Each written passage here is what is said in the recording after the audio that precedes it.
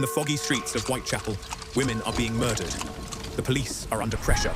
The newspapers are spreading fear. And somewhere in the darkness, a killer becomes a legend. Today, Jack the Ripper stands before the court of history. Was he simply a monster in the fog? Or did Victorian London help create the myth? The accused, Jack the Ripper, an unknown killer linked to brutal murders in Whitechapel in 1888. His victims were poor women living on the edge of society. He was never caught. No trial, no confession, no certain face. Only fear, rumors, letters, and a city desperate for answers. The defense begins with Whitechapel. This was not the London of palaces and empire. This was overcrowded East End poverty, cheap lodging houses, dark courtyards, dangerous streets. For many women, survival itself was a daily battle. The defense argues the victims were failed long before the murders. Exhibit A, poverty. Thousands crowded into narrow streets and cheap rooms. Women without money could be forced into unsafe streets at night. Exhibit B, the police were not modern detectives. No DNA, no CCTV, no radios. A killer could vanish into alleys, crowds, fog, and fear. Exhibit C, the press turned murder into spectacle. Newspapers chased every rumor. Letters appeared claiming to be from the killer. The name Jack the Ripper spread across the country.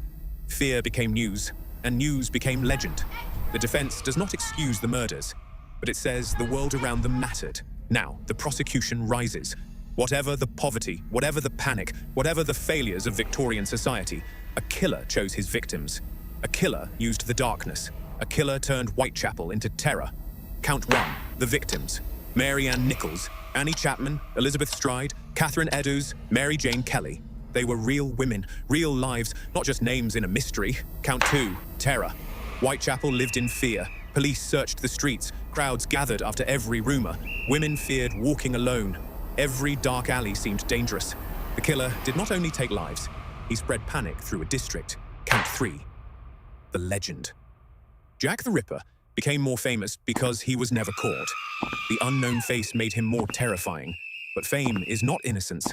A legend can still begin with murder. The victims were real. The fear was real. The crimes were real. So what is the verdict? The court finds Jack the Ripper guilty of murder, terror, and becoming a symbol of evil. But history also finds Victorian London guilty of neglect. It allowed poverty to grow. It failed to protect vulnerable women. And then it turned their deaths into entertainment. Now you decide. Was Jack the Ripper a monster? A myth created by the press? Or proof that society only notices the poor after tragedy? We give you the facts. You decide the verdict. This is Verdicts of the Past.